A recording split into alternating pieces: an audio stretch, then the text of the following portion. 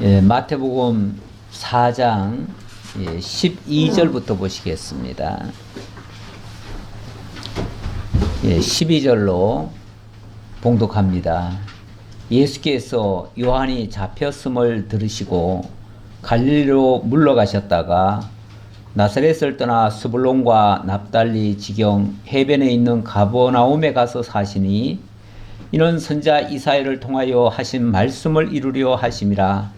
일렀으되 스불론 땅과 납달리 땅과 요단강 저편 해변길과 이방의 갈릴리여, 흑암에 앉은 백성이 큰 빛을 보았고 사망의 땅과 그늘에 앉은 자들에게 빛이 빛이었도다 하였느니라. 아멘. 우선 16절까지 봉독해 드렸습니다. 지난주 말씀에서는 엘리야와 같은 선지자 세례 요한이 등장해서 회개를 촉구를 했지요.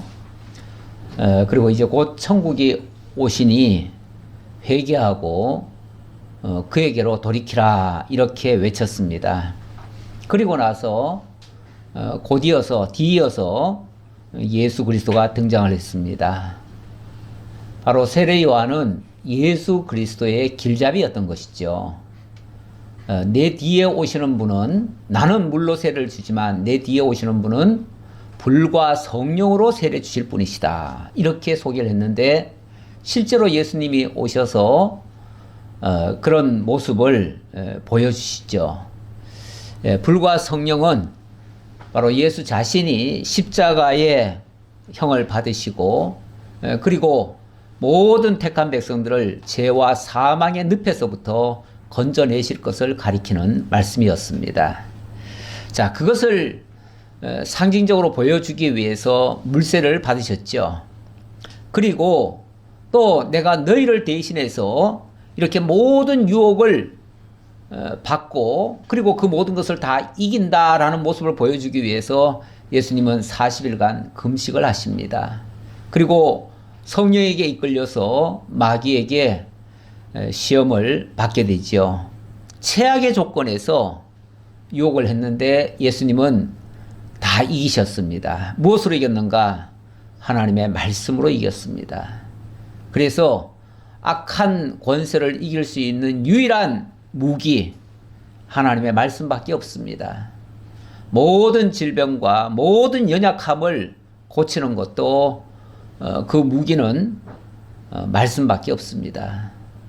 하나님의 말씀은 살았고 운동력이 있어서 좌우의 날선 그 어떤 검보다도 더 예리해서 우리의 혼과 영과 관절과 골수까지 찔러 쪼개면서 다 치료하신다, 이런 말씀도 있습니다. 우리 말씀의 능력이죠. 이러한 능력의 말씀이 악한 사단의 권세도 괴계도 물리치고 승리하셨다는 것을 예수님께서 친히 보여주셨습니다.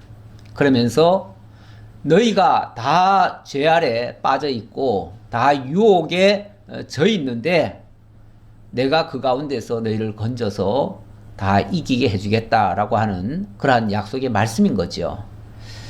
자, 그렇게 해주시고, 그리고 오늘 장면을 보니까 오늘은 그렇게 자신을 소개했던 그 세례 요한이 잡혔네요. 오늘 12절에 보니까 예수께서 요한이 잡혔음을 들으시고 갈릴리로 물러가셨다가 이렇게 나오는데요. 사명을 다 마친 세례 요한이 헤롯에게 붙잡혀서 감옥에 들어가는 이런 불상사가 발생을 합니다. 이 세례 요한은 정말 거침없이 말을 했지요. 세상의 위정자들이 가장 싫어하는 말, 이런 것들도 거침없이 했습니다. 그랬더니 가만 내둘 리가 없지요. 그래서 그를 잡아다 가둬놓고 막상 죽일 죄는 하나도 없으니까 죽이지는 못하고 있었죠. 근데 나중에 보면 정말 말도 안 되는 그런 걸 가지고 결국은 이 세례 요한을 죽이게 됩니다. 자, 그 장면 이제 이어질 건데요. 자, 오늘 내용은 이 1절로 11절까지는 지난주에 말씀을 드렸고요. 예수님이 유혹을 받으셔서 사단에게 유혹을 받아서 말씀으로 승리하셨다라는 말씀 드렸고, 이제 오늘 내용 사명을 마친 세례요한이 헤롯에게 체포되는 장면이 방금 소개됐고요. 그 다음에 예수님은 그 다음 예수님의 행동이 또 우리를 약간 의아하게 할 수도 있습니다. 우리 예수님의 그런 행동을 인간적인 방법으로 또는 인간적인 생각으로 이해를 하려고 하면 때때로 우리가 걸릴 수도 있어요. 그래서 이거를 우리 시각으로 보시면 안 되고요. 사람의 생각대로 보시면 안 되고, 성경에 예수에 대해서 어떻게 예언이 되어져 있었는가, 그렇게 보셔야 됩니다. 그러니까 성경이 뭐라고 말씀하시는가, 성경이 예수에 대해서 어떻게 증거하고 있는가, 그걸 보시면은 이 모든 것이 이해가 될 겁니다. 그러나 어쨌든 육신적으로는 자기를 증거했던, 광야에서 미쳤다 소리까지 들어가면서 그 메시아를 증거했던 그 세례 요한이 정말 어처구니 없게 붙잡혀 갑니다. 그리고 나중에는 사형까지 당합니다. 그러는데 그때 예수님은 어떻게 반응을 하시는가?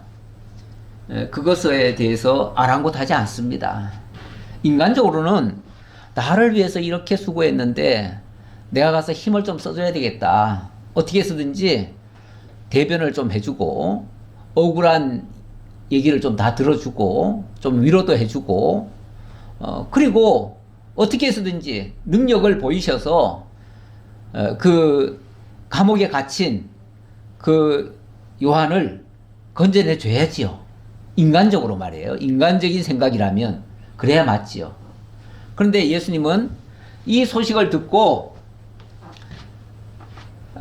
아예 나사렛 땅에서 저 북쪽으로 올라가 버리셔요. 가버나움이라고 하는 곳으로 올라가 버리셔요.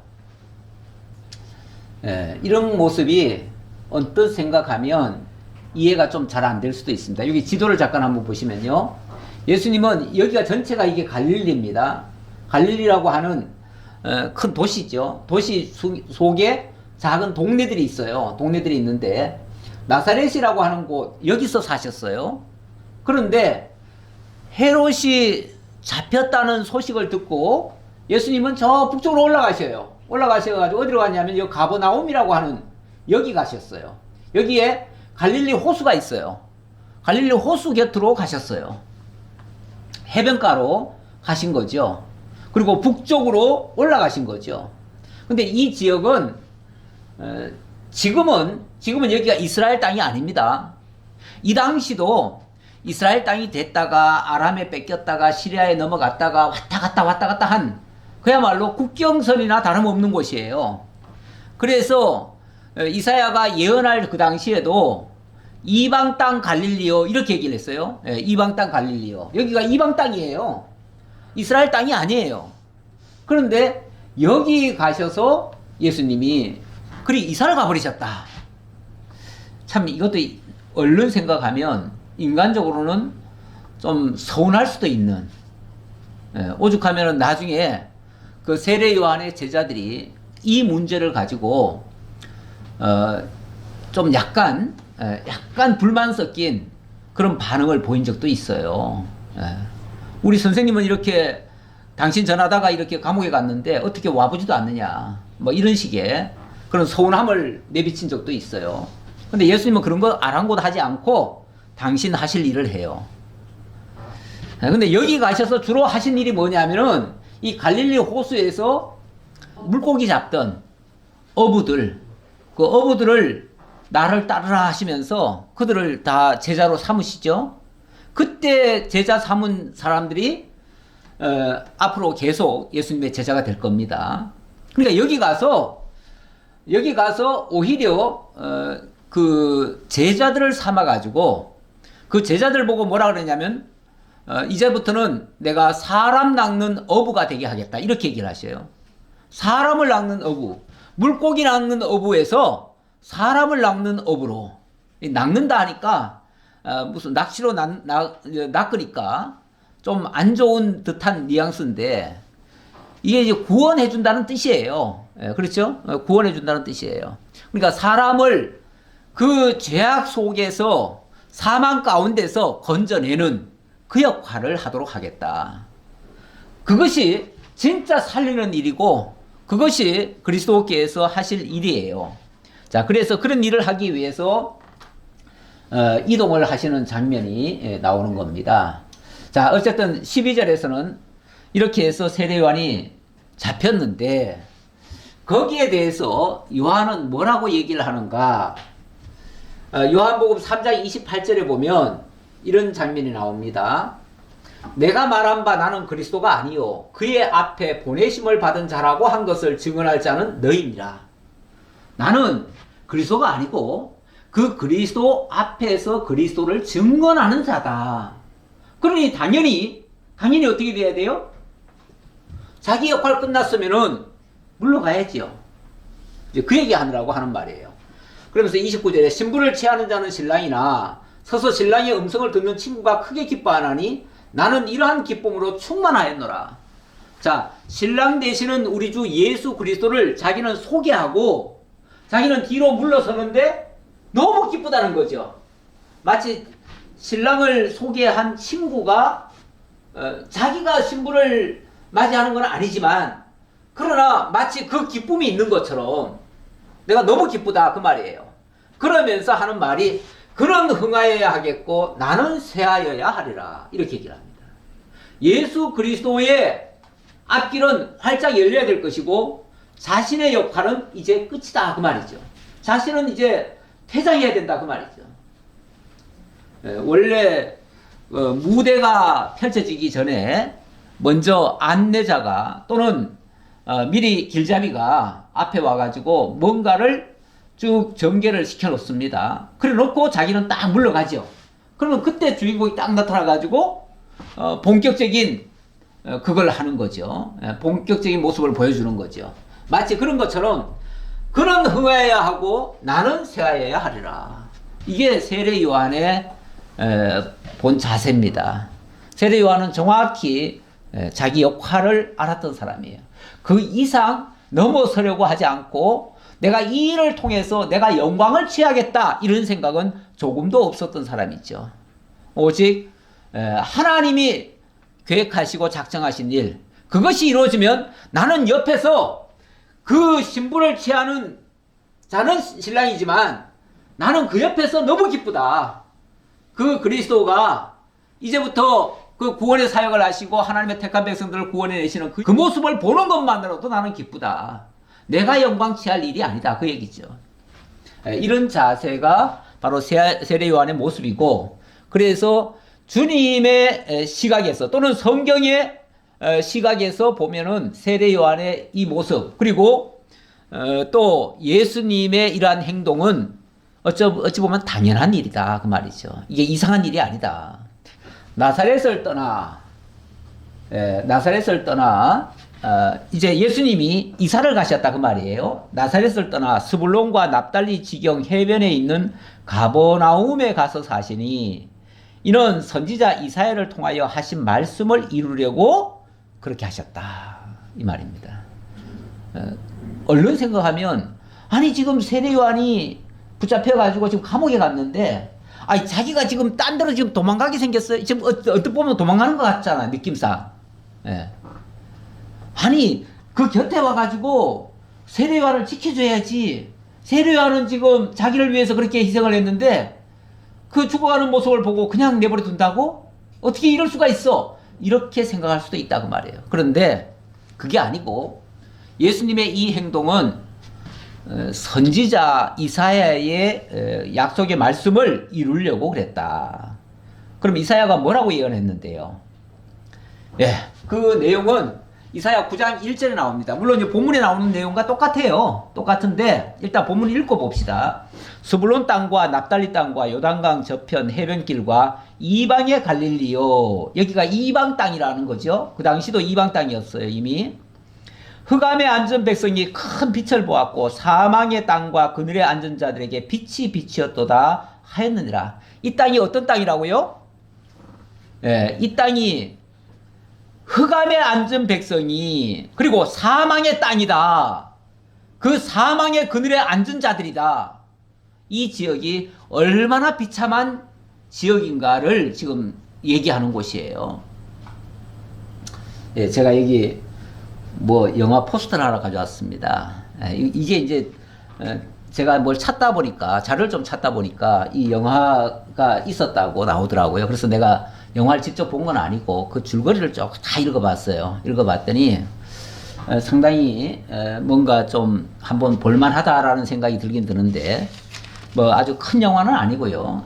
작은 그런 영화인데, 이 내용을 보니까 제가 조금 소개해드릴 만할 것 같아가지고, 왜냐하면 지금 가버나움이라고 하는 곳이 어떤 곳인가를 좀 생각해 보려고요.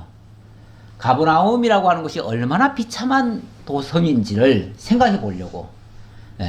이거는 물론 최근 얘기예요. 이 내용은, 이 영화의 내용은 오래되지 않은 얘기예요. 그런데 지금조차도 거기가 이렇게 비참한 상황에서 살고 있다라는 모습을 좀 소개하려고요. 이 레바논 지역, 지금은 레바논입니다. 여기가 레바논 지역의 그 실상을 보여주는 그런 내용인데, 여기 이 사람이 이 12살짜리 자인이라고 하는 소년입니다. 12살짜리고 여동생이 11살짜리가 있는데 학교도 가지 못하고 늘 뭐 좀 불량스러운 식품 팔아가지고 그거 가지고 먹고 사는 길거리에서 이런 사람이에요. 너무너무 뭐 하루 생활을 하는 거죠. 하루하루 살아가는데, 그 여동생, 그나마 여동생을 옆에 있으니까 그 서로 의지하면서 살았는데, 여동생이 11살 되니까 이제 막 그 뭐 이제 생리 시작할 때 그때라고 그러는데, 이쪽에는 그 여자아이들이 그 정도 되면은 다 시집을 보낸대요. 예. 그래가지고 늙은 남자에게 돈 좀 받고 갖다가 팔아버린 거죠. 그렇게 해서 어린 애는 그냥 안 가겠다고 울부짖고 막 난리를 치는데 두들겨 패가면서 내쫓는 거죠. 그 부모가 그렇게 하는 거에 너무 격분해가지고 이 자인이 집을 뛰쳐나옵니다. 뛰쳐나와서 어디 뭐 살 데가 있나요? 그러다 보니까 어디서 거린 같은 사람 또 만나가지고 조금 사는데, 살다가 또 거기서 쫓겨나요. 쫓겨나니까 도저히 나는 여기서 못 살겠다 해가지고 어디 아예 그냥 이번 기회에 저 외국으로 떠나야 되겠다 하고 이제 뭐 서류를 갖추려고 출생신고서를 확인하러 갔더니 자기는 출생한 적이 없대요. 호적에도 안 올린 거예요. 호적에도 안 올렸어요.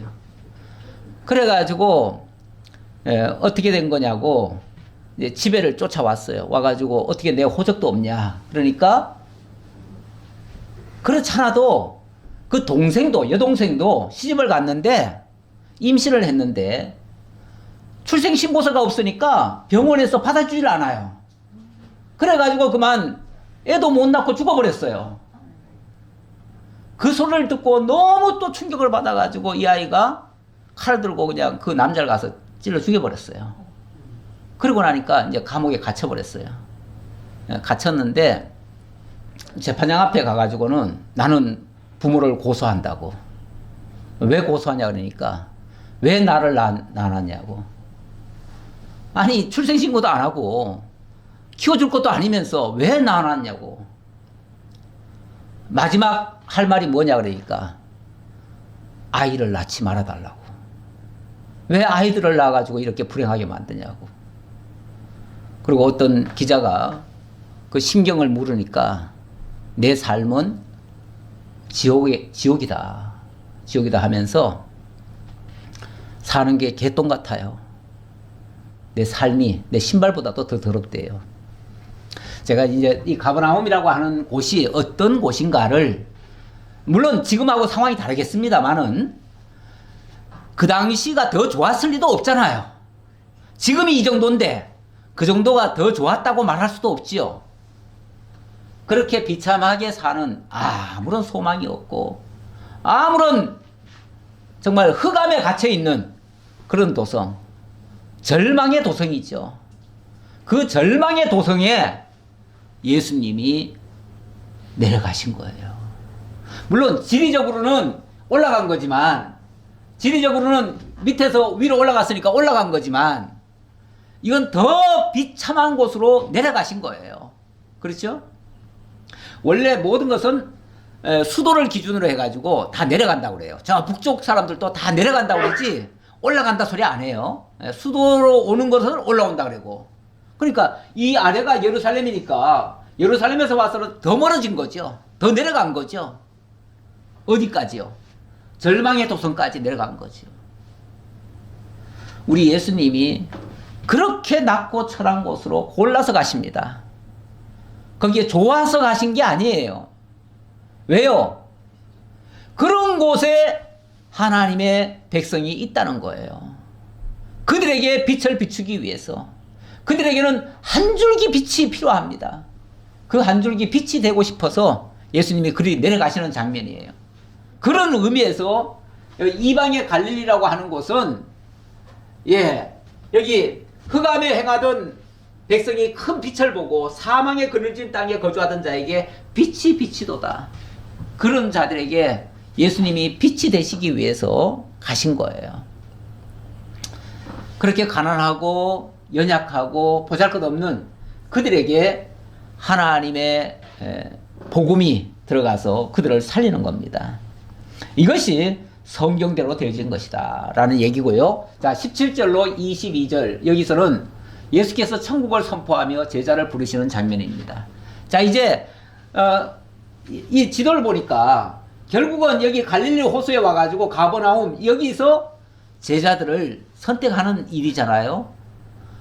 이게 예수님으로서는 지금 천국 복음을 전파하시는데 그 천국 복음을 통해서 그 죽어가던 자들을 살려내는 사람 낚는 어부가 되게 하는 이 일, 그게 예수님의 지금 과업이신 거죠. 현재 시점에서 예수님이 하실 일인 거죠. 그 일 하러 오신 거예요. 그 일 하러 오셔서 첫 번째로 외치는 일이 뭔가? 이때로부터 예수께서 비로소 전파하여 이르시되 회개하라 천국이 가까이 왔느니라 하시더라. 회개하라 천국이 가까웠느니라 이렇게 얘기를 하네요.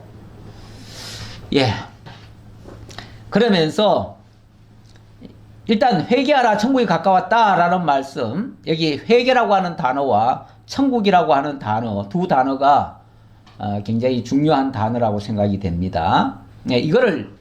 이거를 예수님이 하시는 게 핵심 내용이에요. 예수님이 하시는 사역 가운데 회개시켜서 천국에 참여시키는 일이에요. 회개가 뭔가? 회개라고 하는 거는 글자 그대로는 돌이킨다는 거예요. 돌이키고 고친다는 얘기인데 돌이킬 해자에다 고칠 개자지요.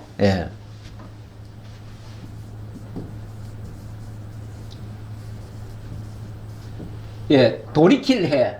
돌이켜서 고친다. 이 말은 지금 현재 모든 사람들이 제대로 길을 가고 있다는 얘기입니까? 잘못된 길을 가고 있다는 얘기예요. 그동안 모든 이스라엘 백성들은 율법으로 주신 그 길을 쫓아갔습니다. 다시 말하면 율법을 쫓아간 거예요. 율법을. 그런데 원래 율법이라고 하는 것은 하나님의 지고한 뜻을 알려주는 겁니다. 그래서 율법이 가리키는 것은, 율법은 어찌 보면 이 손가락 같아요. 손가락 같은데 이 율법이 어디를 가리키냐면 저기 메시아가 있다, 저기 그리스도가 있다, 너희들이 살 길은 바로 저기다, 이걸 알려준 거예요. 이게 율법이에요. 요 자체가 율법이에요. 율법이고 저기에 그리스도가 있다. 그래서 메시아가 오시면 그래서 메시아를 약속한 거예요. 구약 성경 전체가 다 메시아를 약속한 거예요. 메시아를 약속했고 그 메시아를 가리키기 위한 방편이 쉽게 말하면 율법인 거예요. 그런데 이 율법을 알려줬더니 저 메시아에게로 가는 것이 아니라 이 율법을 쫓았어요. 율법을 지켰다고요. 율법을 지켜서 의롭게 되려고 했다고요. 율법이 길이라고 생각했던 거예요. 근데 율법은 길이 아니고요, 지시하는 거였어요. 지시봉이었어요. 지시봉인데 이 지시봉만 계속 붙들고 있는 거예요. 여기만 쳐다보고 있는 거예요. 근데 여기 뭐가 있나요?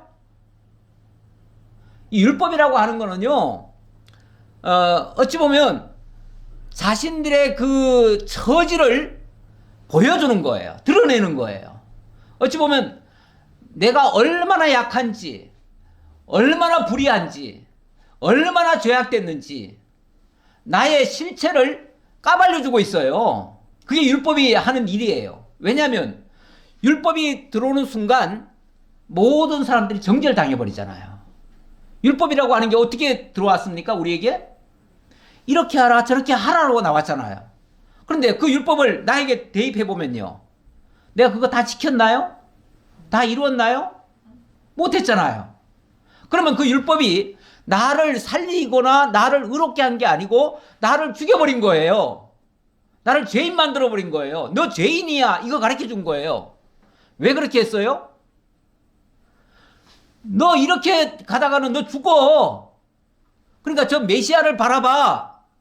저기 살 길은 저기야. 이거 가르치느라고.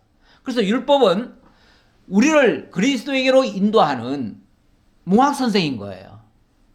그런데 사람들이 율법을 줬더니 율법에 머물러 있는 거예요. 율법을 향해서 계속 달려가고 있어요. 그러니까 예수님이 아니야. 그게 길이 아니야. 내가 길이야. 내가 곧 길이요 진리요 생명이야. 나로 말미암지 않고는 아버지께로 갈 자가 없어. 이렇게 말씀하신 거죠.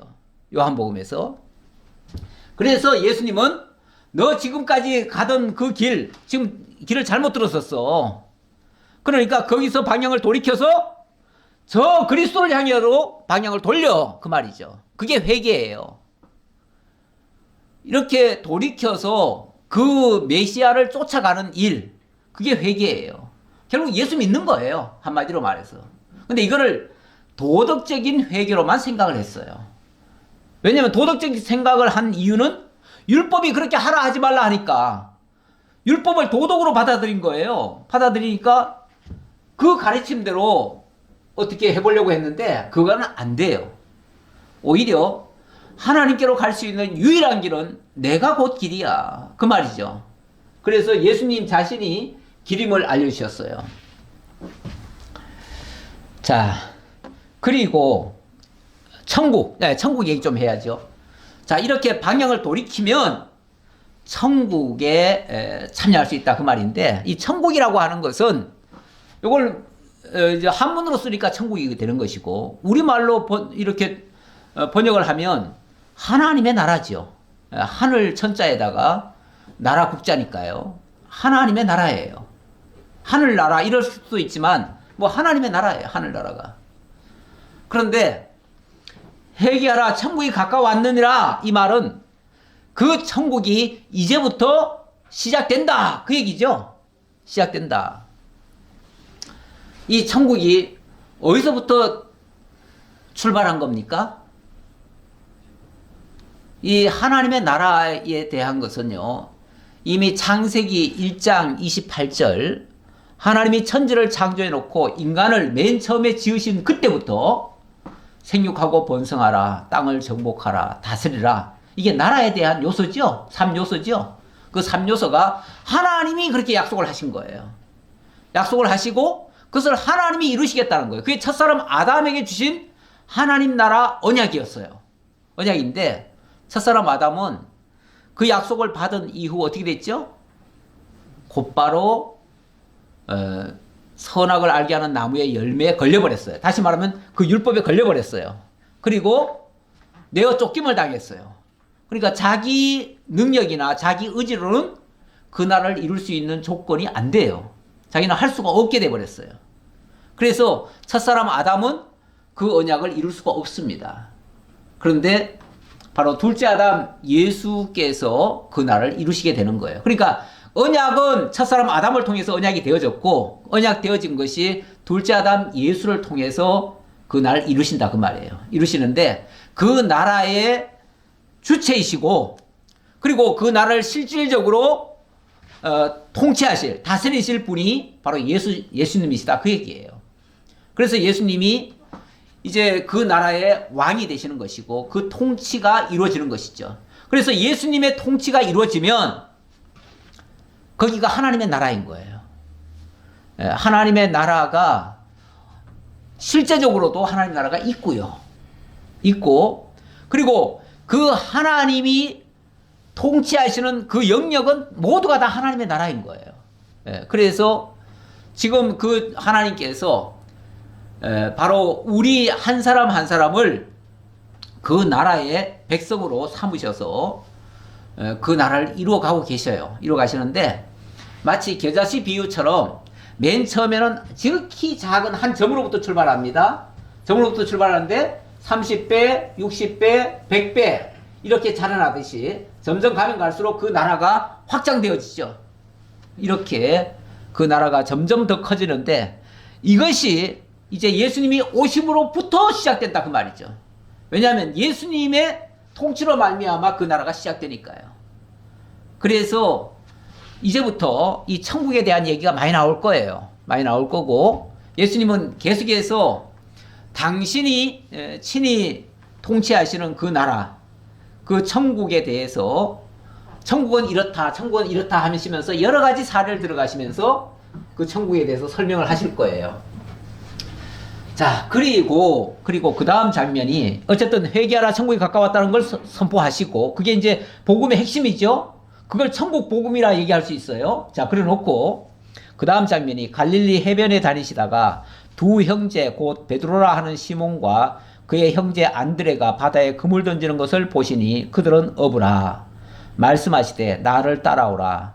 내가 너희를 사람을 낚는 어부가 되게 하리라 하시니 사람을 낚는 어부가 되게 하리라. 예수님이 이 갈릴리 해변을 이렇게 거리시다가 물고기 잡는 그 형제를 보시면서 나를 따라오라.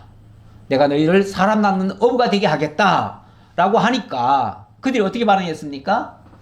20절 그들이 곧 그물을 버려두고 예수를 따르니라. 곧 그물을 버려두고 예수를 따르니라. 아주 그냥 한마디 한마디에 바로 다 순종한 것처럼 야 대단하다. 아니 길 가다가 어떤 사람이 너 나 따라와. 내가 너 제자 삼을 거야. 그럼 우리는 그냥 좋다고 따라갑니까? 그럴 사람 아무도 없지요. 아무도 없습니다. 근데 여기는 그 과정 얘기를 다 생략을 했어요. 생략을 했는데 과정에 보면 사실은 예수가 당신이 그리스도인신 사실을 그들에게 보여줍니다. 어떤 표적을 보여줘요. 그러니까 갑자기 그들의 반응이 어떻게 나오냐면 주여 나를 떠나소서 이렇게 얘기를 합니다. 두렵습니다 그 말이죠. 아니 그런 표적 같은 걸 보여주니까 갑자기 무서운 생각이 드는 거예요. 그래가지고 막 갑자기 내가 죄인인 것이 다 드러나 버리고 그 말씀 앞에서 우리가 그러잖아요. 너무 밝은 그 거울 앞에 딱 나서면은 내 모든 모습이 다 보이잖아요. 예. 옛날에는 청동으로 된 그 거울이라서 대충 보였어요. 대충. 그러니까 대충 보이니까 그렇게 뭐 자기에 대해서 그렇게 나쁘게 생각 안 할 수도 있는데 요즘은 너무 선명해가지고 그런 모습이 보이는데 하나님 앞에도 우리가 딱 나서면요. 지금은 깨끗해 보이지만 온통 지저분한 것밖에 안 보일 거예요. 나의 더러운 모습밖에 안 보일 거예요. 그러면은 아유 반갑습니다. 제가 따르겠습니다. 이렇게 나오는 게 아니라 어우 무섭습니다. 이렇게 나와요. 그게 정상이에요. 예수님 앞에 사실은 이 제자들은요 처음에는 굉장히 두려워했어요. 그랬다가 예수님이 이제 설명을 하신 거죠. 그러니까 이제 따라오는 거예요. 그들이 곧 그물을 버려두고 예수를 따르니라. 이거 자기들 의지로 따랐다라고 생각할 수는 없습니다. 자기들 의지는 아닐 수 있어요. 그러나 성령께서 그들의 마음 속에 어떤 감동을 주신다든지 예수가 그리스도라고 하는 어떤 확신이 든다든지 이랬을 때에 비로소 따르게 된 거죠. 그런데 그 다음 장면 또 하나 볼까요? 거기서 더 가시다가 다른 두 형제 곧 세베대 아들 야고보와 그의 형제 요한이 그의 아버지 세베대와 함께 배에서 그물 깁는 것을 보시고 부르시니 그들이 곧 배와 아버지를 버려두고 예수를 따르니라. 이번엔 한술 더 뜹니다. 아까는 두 형제만 물고기 잡고 있었는데 이번에는 물고기 잡는 게 아니라 그 아버지도 같이 있는 데다가 그물을 지금 깃고 있었어요. 그런데 거기 가가지고 나를 따르라 하니까 그들이 배만 버려두고 온 게 아니라 아버지까지 버려두고 왔대요. 예. 이게 그들의 좋은 생각으로 참 선량하고 어진 마음으로 이렇게 했을 일은 만무합니다. 그렇지 않습니다. 성령께서 감동을 주셔서 하신 건데, 자, 어쨌든 이들이 부름을 받아서 이제부터 예수님의 제자가 되어집니다. 제가 되어지는데, 기왕이면 세상적으로 만약에 출세를 한다든지 성공 가도를 달리고자 하는 사람이라면 아랫사람도 어떤 사람 씁니까? 좀 똑똑하고 학식도 있고 뭔가 좀 실력이 뚜렷하게 보이는 사람, 뭐라도 시키면 다 할 수 있는 사람, 이런 사람 시키지 않겠어요? 그런 사람을 채택하지 않겠어요? 그런데 물론 뭐 고기 잡는 거야 이 사람들이 잘 했겠지만, 사실은 세상적으로 나가서 사람들을 상대로 해가지고 뭘 하려고 하면 고기 잡던 사람들이 잘할 이유가 없습니다. 그렇죠? 실력이 있다고 볼 수 없어요. 그런데 고린도전서 1장 26절에 보니까 하나님이 왜 이런 자를 들어다가 당신의 종으로 쓰시는가에 대한 이유가 나와요. 이유가 나오는데 1장 26절에 보니까 형제들아 너희를 부르심을 보라. 육체를 따라 지혜로운 자가 많지 아니하며 능한 자가 많지 아니하며 문벌 좋은 자가 많지 아니하도다. 하나님의 부르심을 입어가지고 하나님 앞으로 나온 하나님의 종들이 세상적으로 뭐 대단하고 무슨 학식이 높고 문벌이 좋고 뭐 똑똑하고 이래서 된 사람들이 아니더라 그 말이죠. 오히려 그 반대일 수도 있어요.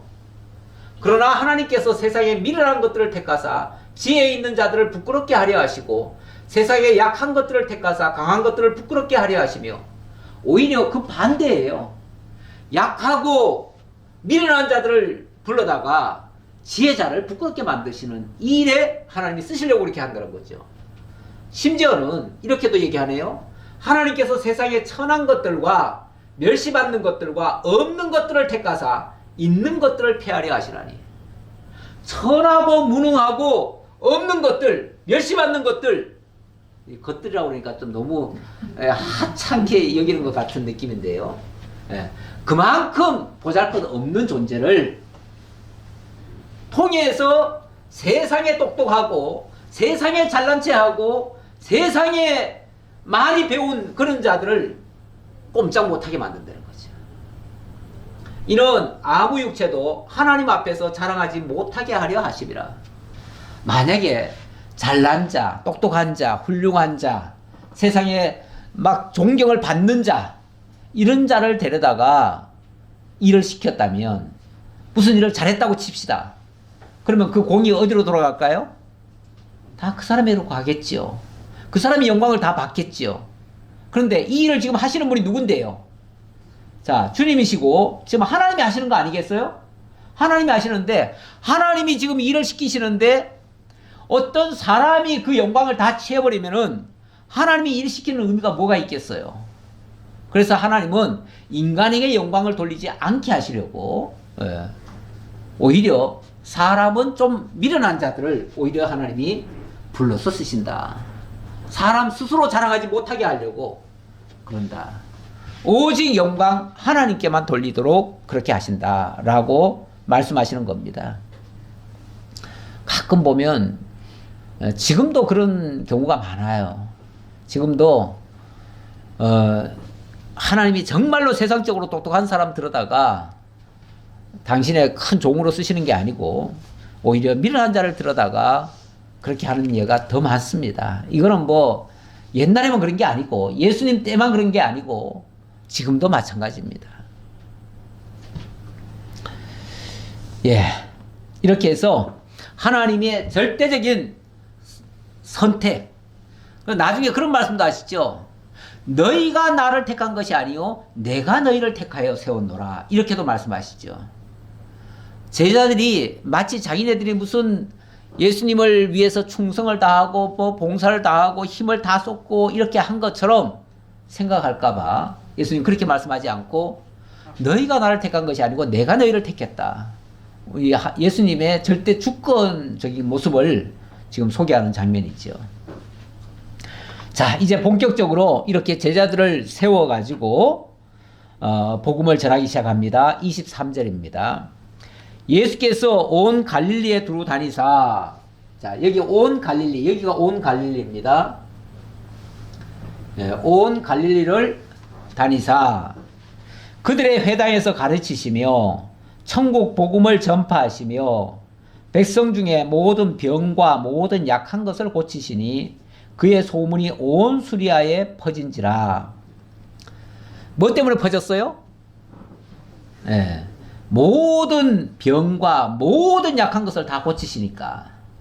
그래서 일단은 소문이 난 거예요. 소문이 뭐 천국 복음 그 자체에 집중을 해서 소문이 난 게 아니고, 자, 예수님이 전하려고 하는 것은 천국 복음입니다. 천국 복음인데 그 복음을 전파하는 그 방편으로서 모든 앓는 자, 각종 병에 걸려서 고통당하는 자,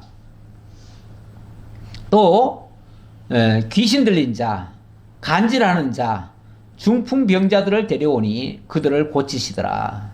자관 모든 병입니다. 모든 병. 여기 여러 가지 예를 들었지만은 그냥 여기에 열거되지 않은 병도 많지요. 뭐 가장 극심한 병은 나병입니다. 나병, 문둥병은 이거는 뭐 완전히 살이 다 썩어 문드러지는 그런 병이니까 그거는 뭐 아예 다 부정하다고 해가지고 사람들이 접근도 안 하는 그런 병도 예수님께 나오면은 다 고쳐졌어요. 고쳐졌어요.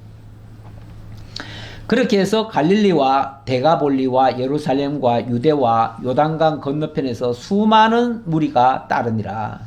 이렇게 해서 많은 무리들이 예수님을 따르게 됐다. 여기서부터 이제 복음이 본격적으로 증거가 되기 시작했습니다.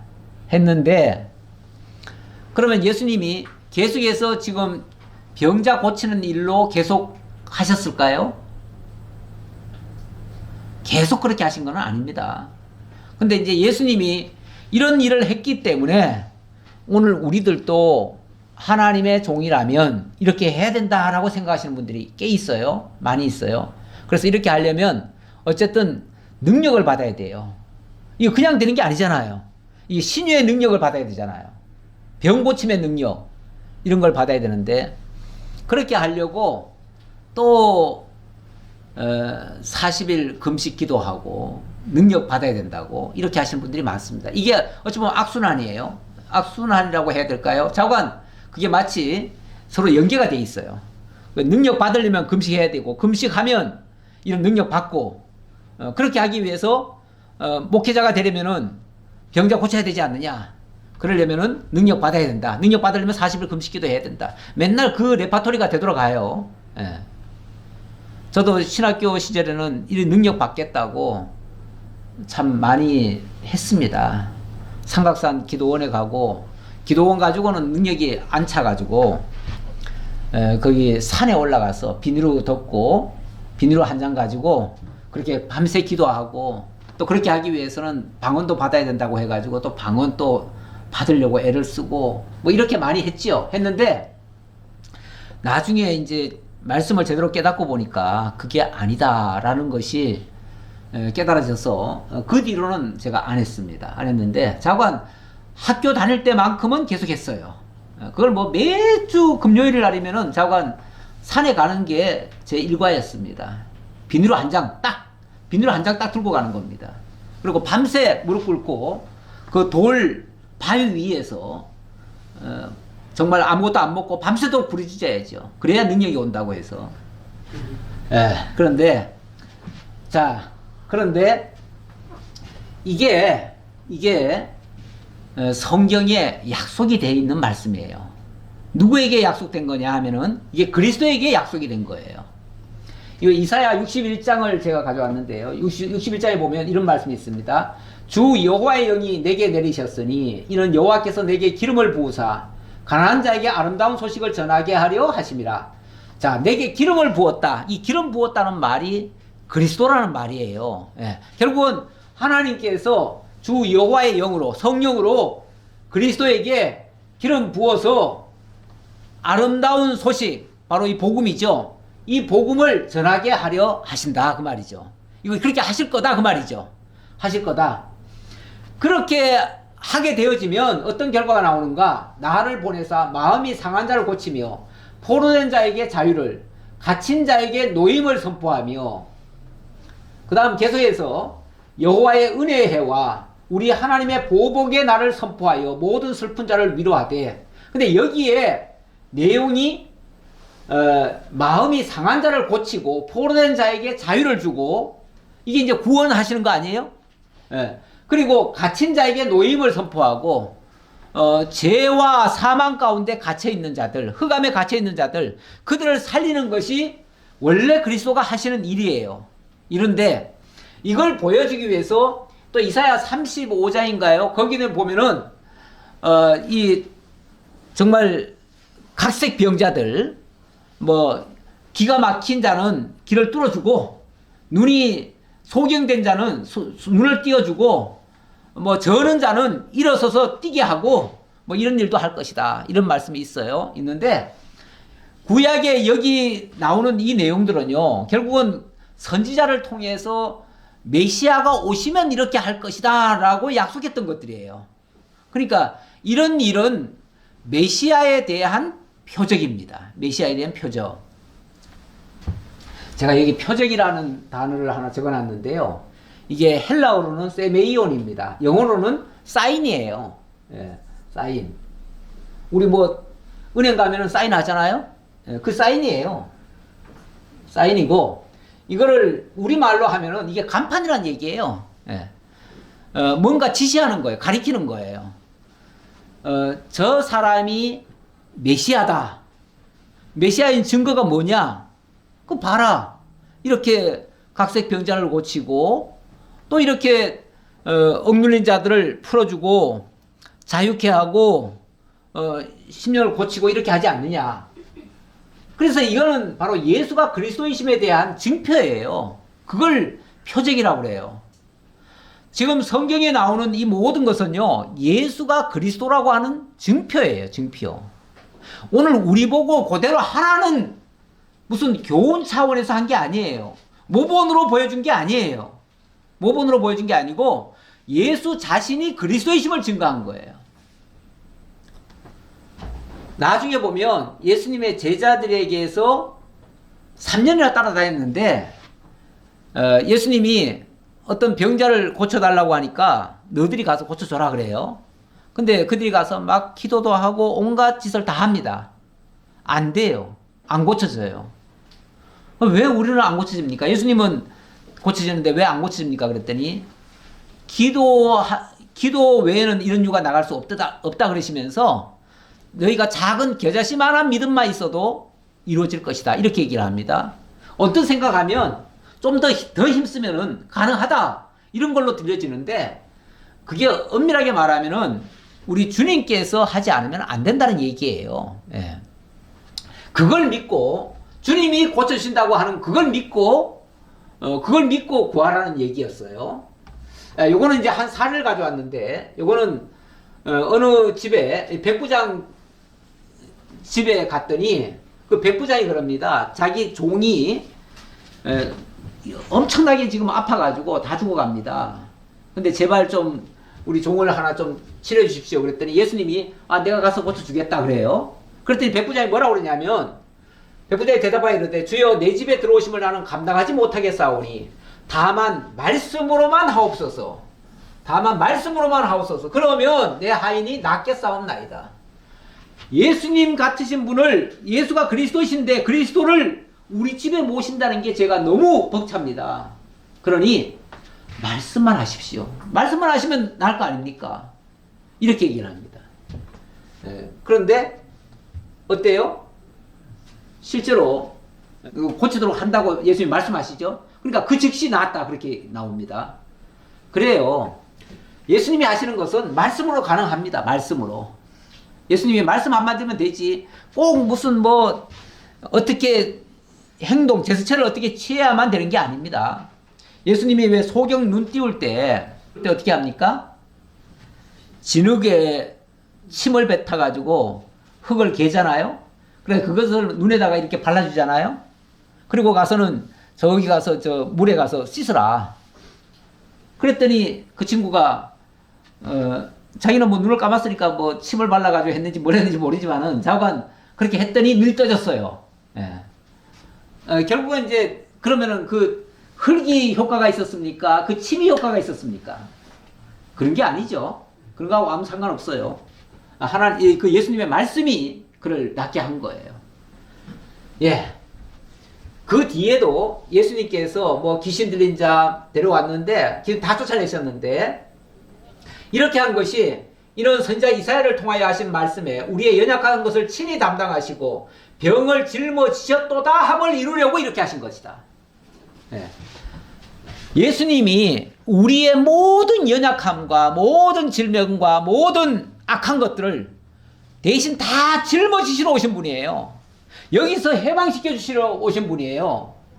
그래서 이 얘기를 한 거예요. 마음이 상한 자를 고치며 포로된 자에게 자유를 주고 갇힌 자에게 노임을. 이걸 이제 육적인 걸로 자꾸 생각을 하는데 육적인 게 아니고 악한 사단에게 사로잡혀 있는 자들, 악한 질병도 단순히 이런 질병을 얘기하는 게 아니라 사단에게 사로잡혀 있는 게 진짜 질병입니다. 진짜 질병이에요. 가장 악한 거예요. 그런 자들에게, 그것 때문에 슬퍼하는 자에게 화관을 주어 그 죄를 대신하며 기쁨의 기름으로 그 슬픔을 대신하며 찬송의 옷으로 그 근심을 대신하시고 그들이 의의 나무 곧 여호와께서 심으신 그 영광을 나타낼 자라 일컬음을 받게 하려 하심이라. 결국 하나님께로 다 돌이키려고 그렇게 하신 거다. 병 고치는 게 목적이 아니에요. 그리고 예수님이 병을 고친 것은 당신이 그리스도이심을 증거하는 거예요. 그 이상이 아니에요. 그리고 제자들에게도 복음을 전하러 가면 따르는 표적이 있을 것이다. 이렇게는 말씀하셨어요. 따르는 표적. 그 따르는 표적이라고 하는 거는 표적이 뒤를 따른다는 거예요. 다시 말하면 우리 주님께서 어느 약한 자에게 가서 기도하거나 또는 어디 선교지에 가서 복음을 전하거나 할 때에 하나님의 역사가 거기에 함께 한다 그 뜻이지 그 사람이 손을 얹은 적 나았다 이런 뜻이 아니에요. 주님께서 그들이 하는 그 사역 위에 함께 하신다. 주님이 함께 하시니까 사실은 나을 수도 있는 거죠. 근데 자기가 손을 얹어서 나은 겁니까? 내가 기도했기 때문에 나은 겁니까? 그게 아니고 나는 주님을 증거한 겁니다. 복음을 전한 거예요. 그런데 주님께서 따르는 표적으로 그들에게 역사하실 수 있다 그 말이죠. 이 모든 것이 주님이 하신다라는 걸 보여주기 위해서 그렇게 할 수 있다. 지금도 당연히 할 수 있습니다. 그러니까 내가 치료할 수는 없는데 주님은 하실 수 있어요. 주님이 그 말씀과 함께 역사하실 수 있어요. 그래서 그 말씀을 진실로 믿고 있는 자들에게 이런 역사가 있을 수 있다. 그것까지는 믿으셔도 됩니다. 그런데 이렇게 해야 진짜 하나님의 종이고 그렇지 않으면 하나님의 종이 아니다. 뭐 이런 식으로 생각하는 것은 좀 오산입니다. 자, 그 다음 이제 마지막이죠. 마지막인데 이 골로새서 한 말씀을 좀 더 가져왔습니다. 이 골로새서에 보면 우리 주님이 오셔서 하시는 일이 바로 이겁니다. 그가 우리를 흑암의 권세에서 건져내사 그의 사랑의 아들의 나라로 옮기셨으니 그 아들 안에서 우리가 속량 곧 제사함을 얻었도다. 우리 주님이 오셔서 하시는 일이 이 흑암의 권세, 다시 말하면 사단 아래에 놓여있던 어둠의 권세 아래에 있던 자들을 건져내시는 일을 한다. 그래서 당신의 나라가 바로 하나님의 나라입니다. 그러니까 지옥 백성들을 천국 백성으로 옮기는 일을 한다 그 말이죠. 옮기는 일을. 그게 예수님이 하던 주된 일이에요. 그게 그 아들 안에서 우리가 속량 곧 제사함을 받은 것이고요. 이렇게 한 다음에 하나님은 그들 가운데서 교회 일꾼을 세우십니다. 아까 그 제자들을 선택한 것을 가지고 제가 이 말씀 드리는 겁니다. 그 말씀 끝에. 그래서 우리가 교회의 일꾼이 되는 건데 내가 교회의 일꾼이 된 것은 하나님이 너희를 위하여 내게 주신 직분을 따라 하나님의 말씀을 이루려고 그런다. 우리가 이 교회 생활을 하고 교회를 통해서 지금 모든 행정을 지금 펼쳐가고 있는 이런 일들 그리고 직분을 받고 그 직임을 수행하는 것 이게 내 능력 보이는 게 아니라 하나님의 말씀을 이루는 것이다. 그 얘기예요. 그러면서 이런 것들이 비밀이다라고 했는데 이 비밀은 만세와 만대로부터 감춰졌던 것인데 이제는 그의 성도들에게 나타났고 하나님이 그들로 하여금 이 비밀의 영광이 이방인 가운데서 얼마나 풍성한지를 알게 하려 하심이라. 이 비밀은 너희 안에 계신 그리스도시니 곧 영광의 소망이라. 결국 그 모든 신약교회 직임자들과 우리 주님이 함께 하신다. 그래서 그 일을 하게 하신다. 그 얘기고, 오늘 결론은 마태복음 12장 39절 가져왔습니다. 자, 여기는 이런 말씀이 있어요. 예수께서 대답하여 이르시되 사람들이 자꾸만 이 막 병 고치고 뭐하고 하니까 자꾸 표적을 보려고 와요. 오죽하면 예수님이 그런 말씀도 하시죠. 너희가 나를 쫓는 것은 정말 이 말씀을 들으려고 쫓은 것이 아니라 떡을 먹고 배부른 까닭에 나를 쫓았다. 그러면서 뭘 자꾸 또 뭘 보여달라고 자꾸 그러는데 뭐 천국을 보여달라 뭐 자꾸 이렇게 얘기하는데 예수께서 이렇게 대답합니다. 악하고 음란한 세대가 표적을 구하나 내가 보여줄 것은 선지자 요나의 표적밖에는 보일 표적이 없느니라. 이 요나의 표적이 뭘까요? 요나의 표적이라고 그러면은 요나가 하나님 말씀 안 듣고 반대길로 가다가 풍랑에 빠져가지고 물고기 뱃속에 들어갔잖아요. 그리고 3일간 정말 바다 속에 있다가 3일 만에 그가 살아났어요. 기적이죠, 기적. 기적이에요. 원래 표적이라고 하는 것도 이적적 사건입니다. 이적적 사건인데 바로 그런 역사가 있었다 그 말이에요. 그러면서 이것이 내가 너희들에게 보여줄 게 이거밖에 없다 그랬어요. 더 이상 표적을 보고 너희들이 나를 따르려고 하지 말고 이 표적이 진짜 표적이니까 이걸 봐라 그러는데 그 표적이 바로 뭐냐면 예수님이 십자가에 못 박혀 죽었다가 3일 만에 부활할 걸 가리킨 거예요. 그게 요나의 표적이에요. 진짜 표적은요, 예수님의 십자가와 부활을 믿는 거예요. 그걸 깨닫는 게 정말 표적 중에 표적이에요. 그러면서 만약에 그것을 못 믿는다면 심판 때에 니느웨 사람들이 일어나 이 세대 사람을 정죄할 것이다. 아니 우리는 그때 요나가 와가지고 3일 밤 물고기 속에 있다가 나와가지고 자기들에게 전하는 거 듣고 우리를 회개하고 하나님 믿었는데 너희들은 왜 안 믿냐? 이 얘기죠. 왜 예수가 십자가에 못 박혀 죽었다가 3일 만에 살아났는데 그거 사실을 안 믿느냐? 이렇게 정죄할 것이다 그 말이죠. 그러면서 요나보다 더 큰 이가 여기 있으며 심판 때 남방 여왕이 일어나 이 세대 사람을 정죄할 것이다. 왜냐하면 그가 솔로몬의 지혜로운 말을 들으려고 땅끝에서부터 와서 그 말씀을 듣고 감동을 하고 갔는데 여기 솔로몬보다 더 큰 이가 여기 있느니라. 바로 예수 자신이 요나보다 더 큰 이고 솔로몬보다 더 큰 이인데 결국은 이게 하나님의 말씀으로 이루시는 일들이에요. 오늘 우리의 진짜 표적이라면요, 하나님의 말씀이 깨달아지고 믿어지는 역사입니다. 그래서 십자가와 부활을 통해서 예수가 나의 주이시고 나의 왕이신 것을 믿는 일입니다. 뭐 믿는다고 뭐 어떻게 다 되겠어? 믿는 일이 보통 일이 아닙니다. 우리 예수님이 그런 말씀도 하셨어요. 무엇이 하나님의 일입니까? 그랬더니 하나님의 보내신 자, 그 아들을 믿는 것이 하나님의 일이니라. 이렇게 얘기했어요. 하나님을 믿는 일, 하나님의 보내신 자, 독생자 예수 그리스도를 나의 주로 믿는 일, 이게 진짜 기적이고요. 이게 표적입니다. 하나님의 확실한 표적이에요. 내가 구원받은 확실한 표적이기도 합니다. 기도하겠습니다. 아버지 하나님 감사합니다.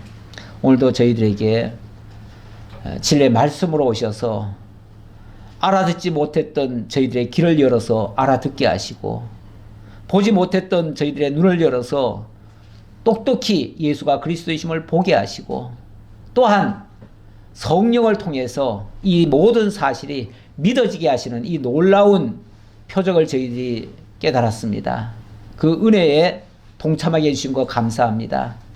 하나님의 이 영광에 저희들 참여하게 하시고 그 나라에서 주님의 통치를 받아가며 힘차게 살아가는 저희 모두가 되게 하옵소서. 모든 걸 감사드렸고 예수님 이름으로 기도하옵나이다. 아멘.